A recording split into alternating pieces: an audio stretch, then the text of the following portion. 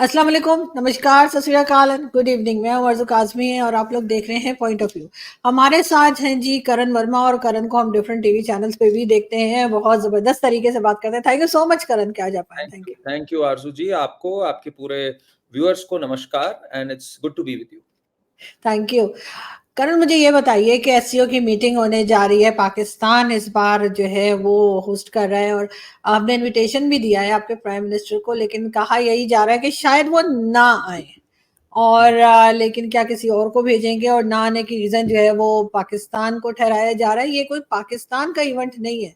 आप जानते हैं कि इसमें कई दूसरी कंट्रीज भी हैं। और जब आपके यहाँ एससीओ की मीटिंग हुई थी तो हमारे यहाँ से तो हमारे फॉरेन मिनिस्टर बिलावल भुट्टो जरदारी भी गए थे, और उसके बाद नेक्स्ट जो था वो दिल्ली में था। उसी उसी के दूसरा जो था प्रोग्राम या जो मीटिंग थी वो जो है ऑनलाइन कर दी गई। और हमारे यहाँ ये बात चल रही थी कि मोदी जी जो हैं वो बिलावल भुट्टो जरदारी से बहुत परेशान हो गए, तो उन्होंने कहा कहीं दोबारा ना आ जाए, तो उन्होंने ऑनलाइन कर दी। तो क्या यही रीजन तो नहीं है कि आप लोग थोड़ा घबरा रहे हैं पाकिस्तान आते हुए कि हमारे जो मिनिस्टर्स इस वक्त भी हैं वो क्या बात करेंगे?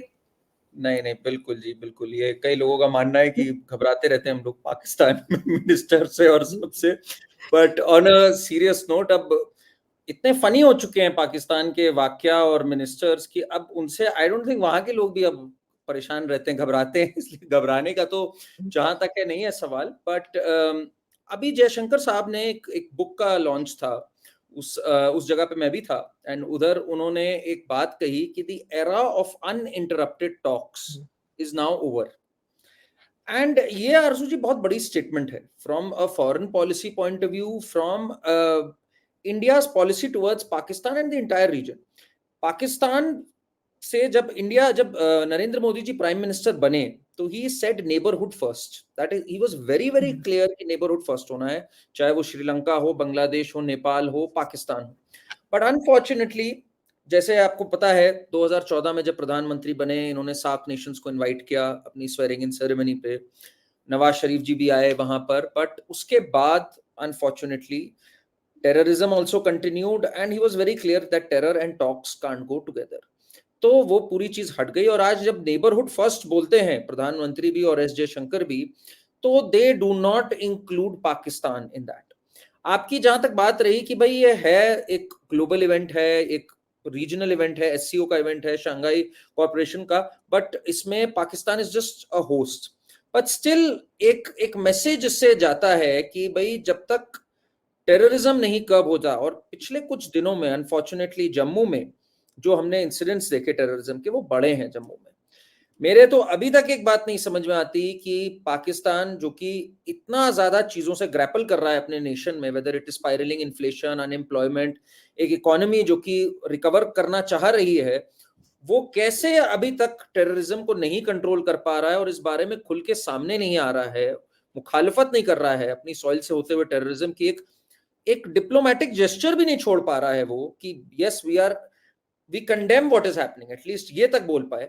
तो फिर ऐसे में आई थिंक अगर prime minister goes ahead with something और the foreign minister goes ahead with something, इसको इंडिया में पॉजिटिव तो देखा ही नहीं जा सकता, इसमें कोई शक ही नहीं।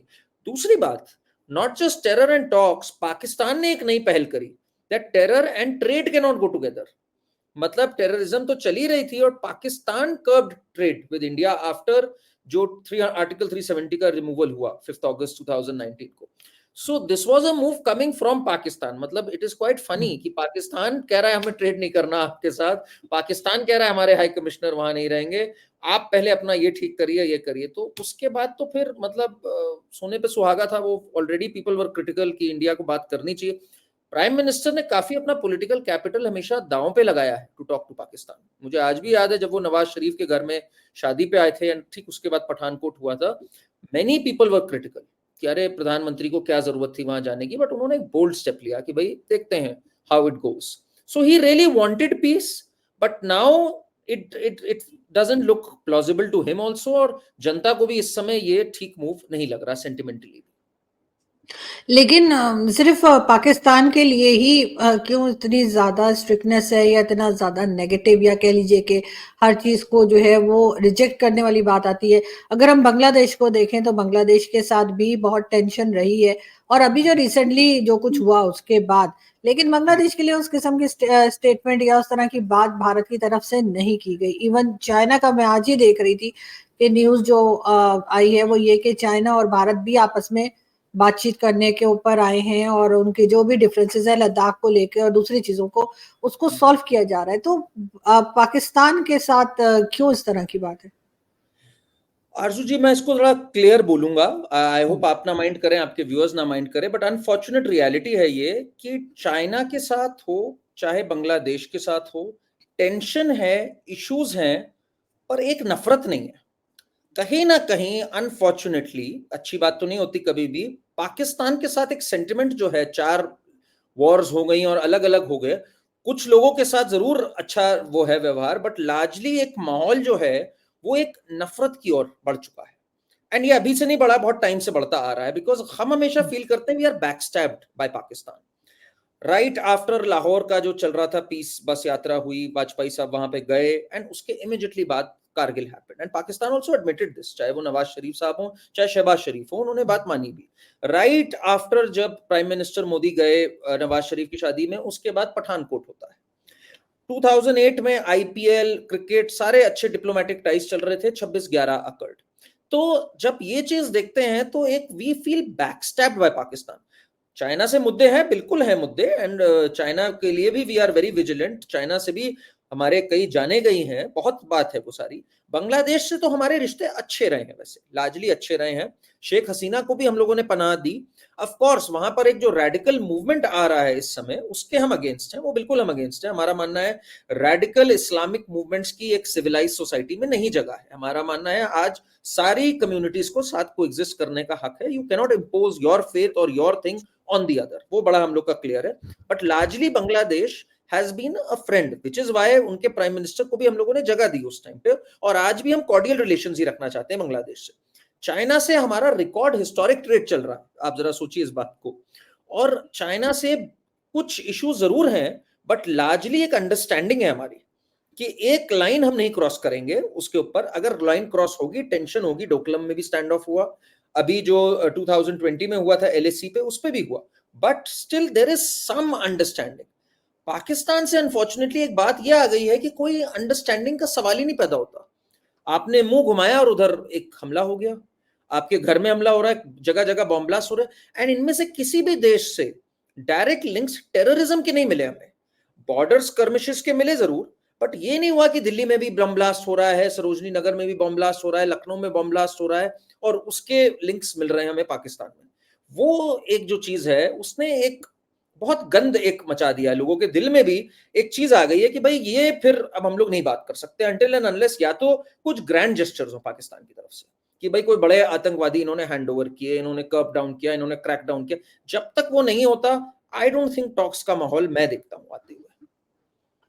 बिल्कुल सही, लेकिन आपके यहाँ से ही राजनाथ सिंह साहब ने कहा था कि अगर पाकिस्तान से खुद मैनेज नहीं हो रहा या हैंडल नहीं हो रहा ये टेररिज्म या इस तरह के जो अटैक्स हैं, इसको रोकने का, तो हम मिलकर काम कर सकते हैं। तो उनकी बात से एक तरफ ये इशारा तो मिल रहा था कि वो ये सोच रहे हैं कि हो सकता है कि ये कोई जो हमारे यहाँ कहा जाता है नॉन स्टेट एक्टर्स हैं और जिस स्टेट का कोई लेना देना नहीं है, लेकिन क्योंकि डेफिनेटली पाकिस्तान ने पहले इस तरह के लोगों को सपोर्ट किया है, ये कोई ऐसी ढगी छुपी बात नहीं है। लेकिन अब जब खुद अपने गले सब कुछ पड़ने लगा है, तब ये कंट्रोल करने की भी कोशिश कर रहे हैं। आपको लगता है कि दोनों कंट्रीज मिलकर अगर बैठे हैं और जो भी हो गया, जो गलतियां हो गई उसको हम साइड पे करें और इसको हम ठीक करने की कोशिश करें, क्योंकि ये तो दोनों तरफ नुकसान है, पाकिस्तान को भी है और भारत को भी है। क्या दोनों कंट्रीज मिलकर इसका कोई हल निकाल सकती है? डायलॉग नहीं, हो निकाल सकता है? सकते हैं, निकाल सकते हैं, बट ये चीजें आप जरूर बोल रहे हो, आपके जैसे सही सोचने वाले कुछ लोग जरूर बोल रहे हैं, बट जो इन पोजीशंस ऑफ पावर हैं वो ये बात नहीं बोल रहे खुल करके कि भाई इस पे हम लोग कुछ मिलकर कर सकते हैं। एंड आई डोंट थिंक उनका जो पॉलिटिकल कैपिटल है वो इससे बहुत हर्ट होगा, और पॉलिटिकल कैपिटल से भी ज्यादा आर्मी का जो आपके यहाँ एक ग्रिप है, आई डोंट थिंक आर्मी ये कभी करेगी जब तक आपका मुल्क आर्मी की ग्रिप से नहीं निकलता, मेरा मानना है। बिकॉज आर्मी के लिए इट्स एन एक्सिस्टेंशियल क्राइसिस। अगर इंडिया पाकिस्तान के इश्यूज सॉल्व हो जाते हैं, आर्मी को समझ में नहीं आएगा कि भाई इतनी बड़ी आर्मी जो इतने प्लॉट्स भी ओन करती है, जो सीमेंट की फैक्ट्रीज भी ओन करती है, जो हर चीज में घुसी हुई है। एक यहाँ पर एक बड़े वैसे बात कही जाती है कि most countries have an army, Pakistan is a country where an army has a country. तो वो एक जो चीज है, जब तक वो, और मैं अब उसको कंट्रोल होते हुए देखता भी नहीं हूं, कैसे कंट्रोल होगी। आर्मी का क्रैकडाउन इतना स्ट्रांग होगा कि आई डोंट थिंक अब कोई भी अपना कंट्री रिक्लेम कर सकता है आर्मी से। वो एक फ्रैंकनस्टाइन मॉन्स्टर बन गया इस सेंस में।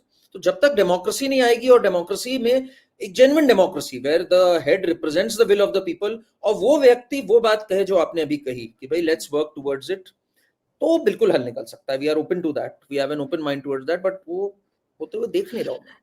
नवाज शरीफ से हमें बहुत उम्मीद थी, नवाज शरीफ साहब से लोगों को बहुत उम्मीद थी कि अगर वो आए पावर में एज अ प्राइम मिनिस्टर तो पाकिस्तान की जो इकोनॉमी है, हो सकता है कि वो भी कुछ बेहतर तरफ जाए, क्योंकि वो खुद भी बिजनेस कम्युनिटी से हैं और हमेशा से बिजनेस करते आए। आपको लगता है कि पाकिस्तान को अगर हम मतलब इंडिया के अलावा अगर हम बात करें, हिंदुस्तान के अलावा बात करें, जो सख्त हालत है इकोनॉमी की, उसमें खास जो है वो बिजनेस कम्युनिटी कुछ कर सकती है, या अगर कोई प्राइम मिनिस्टर इस माइंडसेट का है जो बिजनेस कम्युनिटी से हो तो फायदा होगा? नहीं नहीं, बिल्कुल फायदा होगा। तभी जब नवाज शरीफ बने दोनों बार, India immediately grab that opportunity कि भाई इनसे अच्छे रिश्ते बनाए जाए, ये समझेंगे, he will put business first, and business को अच्छी चीज माना जाना चाहिए। ये मेरी हमेशा लोगों से शिकायत होती है, जो लोग उसको बहुत ऑस्ट्रेसाइज करते हैं और ऐसे दिखाते हैं कि अरे ये तो बिजनेस लोग हैं। बिजनेस कोई पाप की चीज नहीं है। बिजनेस से पॉवर्टी भी, गुर्बत भी हटती है, बिजनेस से लोगों की जॉब्स भी लगती है, और अगर बिजनेस इंटरेस्ट ही सोचने लग गए लोग तो पीस आएगा। तो ये तो बिल्कुल आपने बिल्कुल सही बात कही, अगर मैं कहूं। पर वही बात है, दोनों बार नवाज शरीफ साहब की चली नहीं। 2014 के बाद भी जब आए तब नहीं चली, और उस समय भी 99 में Musharraf staged the coup against him. तो इसलिए he is not been a very strong prime minister जिसकी ग्रिप हो। मुझे लगता है कोई भी प्राइम मिनिस्टर, इमरान खान का भी हम लोगों ने देख लिया, he tried resisting against the army, what happened. तो कोई भी प्राइम मिनिस्टर कैसे ये चीज कभी भी कर पाएगा वेयर आर्मी उसको रूल करने देगी, ये मैं होते हुए देख नहीं पा रहा हूं। आपके पास कोई सजेशन हो इसमें कि भाई कैसे आर्मी छोड़ देगी अपनी ग्रिप अपने देश पे? इतना बड़ा देश पे पूरा कंट्रोल है, और इनकी जो प्रॉपर्टीज निकल रही हैं लंदन से लेके हर जगह तक, एंड अरबों खरबों में इनकी प्रॉपर्टीज हैं, जो हेड्स हैं। तो इनके सबके बच्चे बाहर, अगर मैं बात करूं, मैं जितनी बार भी ट्रैवल भी किया हूं in colleges and tops of institutes, पता लगता है कि आर्मी के ही उन्हीं के बच्चे हैं, सब हैं। They are studying at the best of places, they are living the best of life, तो they will never leave control. आपके मुल्क का कंट्रोल ये कभी छोड़ने ही नहीं वाले। वो कुछ गलतियां इतिहास में ऐसी हो जाती है ना कि फिर वो हॉन्ट करती रहती हैं फॉर डेकेड्स टुगेदर। ये वन ऑफ दोज मिस्टेक्स है मुझे लगता है, जो पाकिस्तान में आर्मी का कंट्रोल आ गया। लेकिन इमरान खान तो खैर खुद भी कहा जाता है कि आर्मी की ही प्रोडक्ट हैं, और इमरान खान को भी लाने वाले आर्मी के ही लोग थे। मगर इमरान खान ने ये भी कहा कि जी मुझे ले आओ तो सब ठीक है, और मुझे नहीं ला रहे तो सब गलत है। लेकिन भारत में इमरान खान जो है वो कभी पसंद नहीं किए गए, जैसे नवाज शरीफ साहब की तारीफ हुई। तो क्यों इमरान खान को हमेशा से मैं देख रही थी कि चाहे आपका मीडिया हो, चाहे कोई यूट्यूब पर हो, या कोई इवन गवर्नमेंट ऑफिशियल्स हो, इमरान खान कभी पसंद क्यों नहीं आया एज अ प्राइम मिनिस्टर? नहीं, एज अ प्राइम मिनिस्टर दिया है, उससे पहले तो सब लोग बहुत पसंद करते थे उनको। पहले एज तो अ उनके cricketer. As a cricketer, as जो जो उनकी लाइफस्टाइल रही, उनके किस्से कहानियां बहुत थे यहाँ पर। बट जब वो बने प्राइम मिनिस्टर, उसके बाद से तो उनके मूव्स बाय एनी सेंस इतने डिजास्ट्रस रहे हैं, चाहे वो आपकी कंट्री की इकोनॉमी को लेकर भी हो, चाहे वो यहाँ पर भी हो। एंड जबरदस्ती असर्ट करना, जिस तरह से वो असर्ट कर रहे थे विद यूएस, वो मतलब एक देखिए थिन लाइन होती है between bravado and between being brave actually. तो उन्होंने जो बार बार बोला ना, never again will I be, क्या उनका एक बहुत फेमस था, नॉट नॉट दिस टाइम, कुछ बोला था इन्होंने यूएस के बारे में कि I will never be your used gun और something. Absolutely not. Absolutely not, yes yes, absolutely not, जो इन्होंने बोला, और घबराना नहीं है, जो ये बार बार इन्होंने बोला, देन पीपल स्टार्टेड फाइंडिंग कि इनकी इंटेलेक्चुअल डेप्थ टू गवर्न वो बहुत ही ज्यादा शैलो है। मतलब इन्होंने एक चीज होता है, आप चुनाव जीत जाते हो, ये इंडिया में भी होता है कई लोगों के साथ, चुनाव जीत गए पर गवर्नेंस नहीं आती, लोगों को साथ लेना नहीं आता। चुनाव में आपने लच्छेदार बातें कर दी, और वैसे तो ये आर्मी के ही प्रोडक्ट थे, प्लस एक तरह से ओवर स्मार्ट एक्ट करना ना, कि मैं पहले आर्मी का प्रोडक्ट बनूंगा, बाद में आर्मी को भी अपने तरफ से चलाने की कोशिश करूंगा, इधर भी चलूंगा उधर भी। तो अक्सर होता है ना, जो लोग सब तरफ चलते हैं वो किसी के नहीं रह जाते हैं।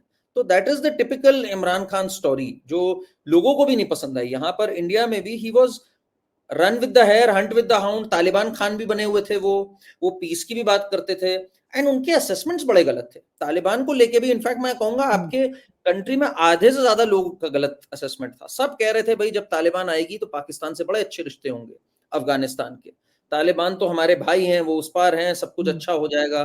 बट ऐसा हुआ नहीं। आप देखो उल्टा बढ़ गए, तहरीके तालिबान के अटैक्स भी बढ़ गए, एंड अफगानिस्तान से भी आपके रिश्ते बड़े उस मामले में नासाज हो गए, एंड इंडिया से उल्टा अफगानिस्तान के रिश्ते अच्छे हो गए। तो मैं वही बात बोलता हूं कि अनफॉर्चुनेटली पाकिस्तान में पॉलिटिशियंस ने बहुत गुमराह किया है आम जनता को। टिल द आम जनता डजंट स्टार्ट असर्टिंग कि भाई ये सही है हमारे हिसाब से, ये नहीं है, जब तक वो जागरूक नहीं होते मुझे नहीं लगता कि कुछ खास बदलेगा। बिकॉज जनता को वो लोग टहलाते रहेंगे कभी इधर कभी उधर विदाउट गिविंग द फैक्ट्स सामने। बिल्कुल, लेकिन अगर हम भारत की बात करें तो वहां पर भी इलेक्शंस हुए, उसके बाद मोदी जी की गवर्नमेंट आई दोबारा। मगर इस बार पाकिस्तान में तो ये इम्प्रेशन है कि पोजीशन बहुत स्ट्रांग मिली है, राहुल गांधी बहुत स्ट्रांगली जो है वो बिहेव कर रहे हैं, बात कर रहे हैं। क्या वजह आपको लगती है कि पाकिस्तान में लोग कांग्रेस को बहुत पसंद करते हैं, हालांकि पहले जब कांग्रेस गवर्नमेंट थी तब भी पाकिस्तान के साथ टर्म्स अच्छे नहीं थे? बिल्कुल बिल्कुल। देखिए पहले तो मैं राहुल गांधी का और इसका आपको बता दूं कि देखिए क्या होता है अक्सर, आई थिंक पाकिस्तान में भी यही होता होगा कि जिस बच्चे से उम्मीद हो कि वो पक्का फेल हो जाएगा, मतलब उम्मीद ही ना हो कि वो पास हो भी सकता है, वो अगर कभी 50-55 मार्क्स ले आता है 100 में, तो उसके घर ज्यादा मिठाई बटती है दैन कि वो लड़का जो 90% लाने वाला था उसके 88 अगर आ गए तो एग्जैक्टली ये चीज इंडिया में इस बार हुई है। मतलब नरेंद्र मोदी जी के 3 गुना सीट आई, ऑलमोस्ट 240 सीट्स आई हैं, इनकी 99 आई हैं। जस्ट आपको मैं एक पर्सपेक्टिव दे दूं, पर उनकी कम हो गई, इस पे ऐसे खुशियां मना रहे हैं राहुल गांधी के सपोर्टर्स, और पूरे वर्ल्ड में लोग खुशियां मना रहे हैं जो राहुल गांधी से रिलेटेड है, कि भाई जैसे इन्होंने पिछाड़ी दिया हो, जबकि अभी 1/3 है। तो इस पे बड़ी मजेदार बात मोदी जी ने भी कही थी पार्लियामेंट में खड़े हो गए कि इनको 99 आउट ऑफ 100 नहीं मिला है, इनको 99 आउट ऑफ 543 मिला। तो ये तो रही बात इसकी, तो इसलिए इतना कोई फर्क नहीं पड़ा है। Prime minister Modi is as powerful as he was, उनके 3rd टर्म स्टार्ट है और पूरा अच्छे से चलेगा। अब आपका दूसरा सवाल क्या था कि पाकिस्तान से संबंध के बारे में। 26/11 के बाद आरजू जी एक स्टेटमेंट है, बीएस धनुआ हमारे एयर चीफ हैं, कि they were all set for a strike against Pakistan, a retaliatory strike. And unfortunately उस टाइम पे उनको प्राइम मिनिस्टर जो मनमोहन सिंह जी थे कांग्रेस की तरफ से जो थे और देश के प्रधानमंत्री थे, उन्होंने उसका गो हेड भी नहीं दिया था, एंड उस समय कोई वो नहीं हुआ था जवाबी कार्रवाई जिसको हम लोग कहते हैं। तो पाकिस्तान को हमेशा ये लगा, मुझे याद है 2008 एक साल था जिसमें 70 बॉम्ब ब्लास्ट हुए थे इंडिया में ऑल ओवर, कभी दिल्ली में कभी कहीं, और सबके लिंक्स लश्कर ए तैयबा, जैश ए मोहम्मद, इन सबसे रेजिस्टेंट फ्रंट अलग अलग नामों से जो आते थे उनसे मिलते थे। एंड 26/11 वाज द पिनिकल, मतलब उस साल में। और इस सबके बाद भी कांग्रेस ने कोई रिटेलिएटरी स्ट्राइक नहीं करी, कुछ नहीं किया। तो एज अ रिजल्ट क्या हुआ कि पाकिस्तान को हमेशा लगा कि कांग्रेस के साथ एक प्लायबल है चीज, अगर हम लोग कुछ करते भी हैं तब भी trade also continue, stocks also continue, 2-4 महीने का होल्ड लग जाता है। तो इस तरह से they've always found Congress very convenient. With prime minister Modi आज वही जयशंकर साहब ने बात कही, अनइंटरप्टेड टॉक्स का टाइम खत्म हो गया, रिटेलिएटरी स्ट्राइक का टाइम शुरू हो गया, there will be a price अगर कोई कुछ करता है तो ये इस वजह से अब मेरा ख्याल है ऑब्वियस है ये बात कि कांग्रेस को ही प्रेफर करती है। हमारे यहाँ के तो मनीष शंकर अय्यर ने जाकर आपके यहाँ तो ये तक बोल दिया था कि भाई मदद करिए हमारी प्राइम मिनिस्टर मोदी को हटाने के लिए। तो ऐसे ऐसे तो लोग हैं हमारे यहाँ, तो क्या बोला जाए उनके बारे में। बिल्कुल, लेकिन फिर भी पाकिस्तान में इस वक्त भी जो है वो राहुल गांधी को बहुत माना जाता है या बहुत पसंद किया जाता है। हमारे कई लोग जो हैं, चाहे वो फवाद चौधरी हो, वो तो बाकायदा ट्विटर पे लिखते भी हैं। लेकिन बांग्लादेश में फ्लड आता है और बांग्लादेश के लोग कहते हैं कि जी ये भारत की वजह से फ्लड आ गया। ये आपको अजीब नहीं लगता? बिल्कुल अजीब लगता है, बांग्लादेश में फ्लड आ रहा है और ये लोग कह रहे हैं भारत की वजह से आ रहा है। पर बांग्लादेश में जो इधर हिंदू जेनोसाइड जो हुआ, और जो कि मोहम्मद यूनुस ने, जो वहां के अब गवर्नमेंट के हेड हैं, और उन्होंने मानी ये बात कि हुआ, और उस पे इन्होंने बोला भी कि इस पे स्टॉप होना चाहिए, तुरंत होना चाहिए। इसको लेके इस समय सेंटिमेंट बहुत एंटी है बांग्लादेश के भारत में, बहुत ज्यादा एंटी है। और इनफैक्ट मैं अगर कहूं तो अभी जो फ्लड भी आया है, इस पे भी रिलीफ पैकेजेस जा रहे हैं इंडिया की तरफ से। कई लोगों में तो इतना नेगेटिव सेंटिमेंट था कि भाई इनको रिलीफ पैकेज नहीं देना चाहिए जब ये हिंदू किलिंग्स नहीं रोक रहे हैं, बट फिर भी गवर्नमेंट ने अपनी तरफ से रिलीफ पैकेजेस भी दिए हैं, कर भी रही है। तो ये एक चीज है। बांग्लादेश की मैं अगर आपको बात बताऊं आरजू जी, जो चल रहा है इस समय, जो टेक ओवर चल रहा है, जमाते इस्लामी के ग्रुप्स और भी एक दो और ग्रुप्स हैं, जो उनकी आइडियोलॉजी है, मैंने तो उनके घोषणा पत्र जिसको मैनिफेस्टोस कहते हैं वो पढ़े हैं। They are very very dangerous. मतलब वो जिस तरह की चीज स्थापित करना चाहते हैं वहां पर, अगर वो कर गए तो इतना डेंजरस हो जाएगा, मेरा मानना है महिलाओं के लिए, फॉर फॉर वुमेन। आप देखिए तालिबान ने क्या किया, अभी आपने देखा होगा, आई एम श्योर, तालिबान ने लिटरली बात तक नहीं, आपको एक महिला की आवाज नहीं सुनाई दे सकती है वहां पर। मतलब किस कदर गिर गए हैं ये लोग, किस स्तर पे हैं ये लोग, ये दुनिया को समझना चाहिए। और इस बात से लोग बहुत नाराज हुए थे इमरान खान से। आपने एक सवाल पूछा था मुझसे इमरान खान को, जब वो तालिबान के सपोर्ट में बात करते थे विद दिस कन्वीनियंस, मतलब आप खुद तो लिबरल वैल्यूज एंजॉय करके आए, ऑक्सफोर्ड में रहे, सब कुछ किया, और जो लोग इस तरह से महिलाओं को बिल्कुल ही छोटे दर्जे का दिखाना चाहते हैं, बांध करके बिल्कुल एज कैटल रखना चाहते हैं, उनके आप फेवर में खड़े होते हो, तो ये इंडिया में किसी को बात पसंद नहीं है। वी आर ऑल फॉर कि भाई लेबर फोर्स में भी वुमेन को आना चाहिए, एंड वुमेन आर मतलब भाई बराबर के लोग हैं भाई। इसमें मतलब ये सोच तो बहुत ही प्रिमिटिव और गंदी सोच है, इसके लिए और कोई शब्द का इस्तेमाल नहीं हो सकता। बांग्लादेश उसी दौर से गुजर रहा है इस समय। अगर ये कंप्लीट टेक ओवर हो गया, जो सोच है रेडिकल इस्लामिस्ट सोच जिसकी बात चल रही है इस समय, वहाबी सोच जिसकी बात चल रही है, तो बांग्लादेश का हाल भी तालिबान से कम नहीं होगा, and that will be very dangerous for India also. कि एक तरफ इधर भी हर तरफ से ये खतरे की बात है, बिल्कुल है। लेकिन एक तरह से ह्यूमन राइट्स वाले जो हैं वो मुझे खामोश क्यों दिखाई देते हैं? वो किसी बारे में कोई बात नहीं करते, चाहे वो बांग्लादेश में कुछ हो रहा हो हिंदू फैमिलीज के साथ, चाहे वो अफगानिस्तान में गलत हो रहा हो, या इवन अगर पाकिस्तान में जो माइनॉरिटीज है उनके साथ भी जो गलत हो रहा है, कभी जला दिए, कभी मंदिर तोड़ दिए, तो ये बात क्यों नहीं करते, ये कुछ कहते क्यों नहीं? इसमें सीधा डायरेक्ट इंटरेस्ट मेरा मानना है अमेरिका का है। अमेरिका चाहता ही नहीं है इस क्षेत्र में स्टेबिलिटी हो। हमें याद है किस तरह से अमेरिका ने मुजाहिदीन को फंड किया था, उसामा बिन लादेन हो, सारे मुजाहिद हों, जब सोवियत इन्वेजन था ऑफ अफगानिस्तान, तो अमेरिका ने हमेशा अपना उल्लू सीधा किया है उसमें, चाहे ह्यूमन राइट्स ट्रैम्पल होते हैं तो हो, महिलाओं के हक मरते हैं तो मरे।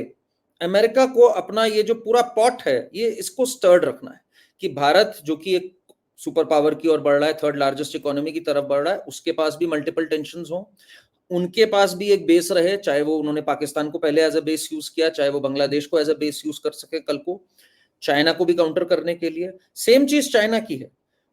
अक्सर ये बात कही जाती थी, और इनफैक्ट कई लोगों ने तो बहुत प्रूफ्स रखे, आईसिस को भी जो पनपने दिया गया उस क्षेत्र में, आईसिस का ऑयल कौन परचेज करता था? आईसिस जो इतना रिच हुआ, जो वेपन्स पाया, कई लोग चाइना को कहते थे, कई लोग कहते थे यूएसई में एक सर्टेन ग्रुप है जो फंड कर रहा है। तो ये इनको फर्क नहीं पड़ता ह्यूमन राइट्स का। This is a war for control. वो कंट्रोल करना चाहते हैं किस तरह से भारत पाकिस्तान आपस में लड़ते रहे, वेपन्स, अमेरिका के जो वेपन्स का बिजनेस है। मैं ये सोचता हूं अगर पीस आ जाए दुनिया में, इस पे पूरी एक डॉक्यूमेंट्री मैंने देखी, इनकी इकोनॉमी बैठ जाएगी, इनका इस कदर वेपन्स का सेल है इस क्षेत्र में। सो आपको लगता है अमेरिका कभी भी चाहेगा कि पीस बने? ये वो वाली बात हो गई कि एक फिशरमैन जो है वो फिश को देख रहा है, वो चाहेगा कि समुद्र में कोई किसी को फिशिंग बैन हो जाए, वो कभी नहीं चाहेगा ये। अमेरिका हमेशा चाहेगा जंग चलती रहे, मिडिल ईस्ट में टेंशन रहे, साउथ एशिया रीजन में पूरी टेंशन बनी रहे, चाइना हमेशा चाहेगा टेंशन बनी रहे, एक बफर रहे। तो इसलिए these lobbies are at work. इसमें तो हम लोग को सोचने वाली बात है कि भाई हम अपनी जनता के लिए कैसे पीस ला सकते हैं। ऐसे में जब पाकिस्तान ऐसी बातें करता है कि हमें डिप्लोमेटिक टाइज खत्म करने, इंडिया से अपना हाई कमिश्नर बुलाना है बिकॉज इन्होंने आर्टिकल 670 हटा दिया, तो दैट इज वेरी रिडिकुलस। मतलब Pakistan is not thinking about its citizens, ये तो मैं बहुत श्योर होता जा रहा हूँ। वहां जब मैं इन्फ्लेशन देखता हूँ, हंगर देखता हूँ, and I meet a lot of Pakistanis, मैं जब भी अब्रॉड ट्रैवल करता हूँ, सम वेरी गुड पीपल जो कि एजुकेटेड हैं, फॉरवर्ड थिंकिंग है, और वो ये बात मानते हैं कि अगर कोई हमारी सरकार या आर्मी हमारे बारे में सोच रही होती, उनको भारत से खराब रिश्ते रख के मिल क्या रहा है, इससे फायदा क्या हो रहा है उनको? इससे इनको सिर्फ और सिर्फ नुकसान हुआ है आज तक, और कुछ नहीं हुआ है। कहीं ना कहीं मगर पाकिस्तान की जो एस्टेब्लिशमेंट है या पाकिस्तान के जो पॉलिसी मेकर्स हैं हम लोगों को ऐसा लगता है कि उनमें भी ये सोच है, लेकिन शायद 2 ग्रुप बन गए। एक चाहता है कि भारत के साथ टर्म्स ठीक हो और दूसरा चाहता है कि ऐसे ही चलता रहे। क्योंकि वही है कि यहाँ पर भी बहुत से लोगों का बिज़नेस जो है वो कश्मीर को लेकर चल रहा है। कश्मीर का इश्यू खत्म हो गया तो भारत के साथ तो कोई टेंशन ही नहीं रहेगी पाकिस्तान हुँ, की। तो आपको लगता है कि अगर लास्ट में मैं यही पूछूँगी, अगर कश्मीर इश्यू सॉल्व हो जाता है, किसी भी हुँ, तरीके से, तो हुँ। दोनों कंट्रीज़ के जो टर्म्स हैं वो बेहतर हो जाएँगे? या नहीं मेरे कुछ और ख्याल निकाल से लेंगे हम लोग कुछ लड़ने और के लिए? निकालिए बिकॉज़ बहुत कुछ एट स्टेक है। अगर इंडिया पाकिस्तान के टर्म्स अच्छे हो गए, तो ये जगह बहुत बड़ी सुपर पावर इंडिया भी बहुत जो डिप्लॉयमेंट कर रही है फोर्सेस का, रिसोर्सेस का पाकिस्तान से इमेजिन करिए अगर हम हुँ, फ्रेंडली मुल्क होते, वो सब अगर ह्यूमन कैपिटल पे इन्वेस्ट हो गया होता, whether it is education, whether it is hmm, health care and infrastructure, unbelievable growth हो गई होती दोनों कंट्रीज़ की। तो ये जो हेजिमनी है, चाहे वो यूएस की हो, रशिया की हो, चाइना की हो, भाई रशिया के भी वेपन्स के सेल बहुत होती है इंडिया में, आज तक होती आई है। यूएस की भी वेपन्स की बहुत सेल होती आई है पाकिस्तान में। चाइना के लिए भी एक बहुत अच्छा स्पॉट रहा है। ये सारा जो ग्लोबल वर्ल्ड पावर है, ये पूरा सिस्टम डिसमेंटल हो जाएगा अगर इंडिया पाकिस्तान के अच्छे रिलेशंस हो गए। तो दिलो दिल तो ना रशिया, ना चाइना, ना यूएस कोई नहीं चाह सकता ये। तो उन्हें कुछ नहीं करना है, बस कश्मीर इशू को अलाइव करने के लिए आपकी एक पॉलिटिकल पार्टी को थोड़ा-सा पीछे से धक्का देना है, थोड़ा-सा किसी को फंड करना है एंड अगेन कोई ना कोई इशू सामने आ जाएगा, वो बंद करने लग जाएगा थ्रू मीडिया, थ्रू लॉबीज़। तो ये जो पूरा जॉर्ज सोरोस नेटवर्क, ये जो फाउंडेशंस का जो मनी रोटेट करता है, ये है जड़। अनटिल एंड अनलेस जनता एक तो पहले अपना मुल्क पहले पाए आर्मी से वापस और उसके बाद जनता डिसाइड्स कि बॉस हमें इंडिया से लड़ के कुछ नहीं मिल रहा है। This is a futile war. तब तक ये चीज नहीं सुधर सकती बिकॉज किसी को भी भड़काना, आग देना, और आज की डेट में चिंगारियां बहुत है, तो इसलिए उसको आग लगाना बहुत आसान है। वो लगती रहेगी जब तक these two nations don't decide कि भाई अब लड़ाई से कोई फायदा नहीं है, ग्रोथ ही है। और पाकिस्तान का ये ना रियलाइज करना बहुत फनी है। पाकिस्तान ने इतना बेनिफिट किया होता है इंडिया से। मैं कभी कभार सोचता हूँ हमारी साउथ में जो आईटी सिटीज हैं, बॉलीवुड है, क्रिकेट है, आईपीएल लीग, इन सब के कॉन्ट्रैक्ट्स बहुत मिले होते पाकिस्तान को। एंड इंडिया एज अ मुल्क में बिल्कुल भी ये सोच नहीं थी। मैं अब जब याद करता हूँ while I was growing up 2007-8 in years में, बिल्कुल हमें सोच ही नहीं आती थी कि अच्छा ये पाकिस्तान को दे दिया, ये कर दिया। बहुत ओपन माइंडेड थे लोग। अब ये बात फिर भी आ गई after years, but easily Pakistan के लोगों की पिक्चरें हिट होती थी यहाँ पर। इजीली पाकिस्तान के लोगों को हुँ, ऐड भी मिल जाते थे, पीपल यूज्ड टू वॉच। ऐसा नहीं था कि वो प्रोडक्ट नहीं देखना है या ये नहीं देखना। तो ये पाकिस्तान ने बहुत बड़ा एक पूरी जनरेशन को पीछे छोड़ा इस नफरत से, मेरा ये मानना है। बट ओनली इफ बिल्कुल। People like you talk about this more often and आपके लोग ग्रो करें ट्राइब, तभी है आई थिंक संभव है, नहीं तो मुश्किल है मुझे लगता है। आई होप कि लोग बात करें और ऐसे लोगों की तादाद बढ़े, ऐसे लोग ज़्यादा हो नंबर में जो कि पॉजिटिव बात करते हैं और अपनी गलती को माने सबसे पहले। जो अपनी गलती को मानेंगे तभी पाकिस्तान भी आगे बढ़ पाएगा। थैंक यू सो मच कि आज आपने जॉइन किया। थैंक यू, बहुत थैंक शुक्रिया। You, thank you, thank thank you, you. Thank you.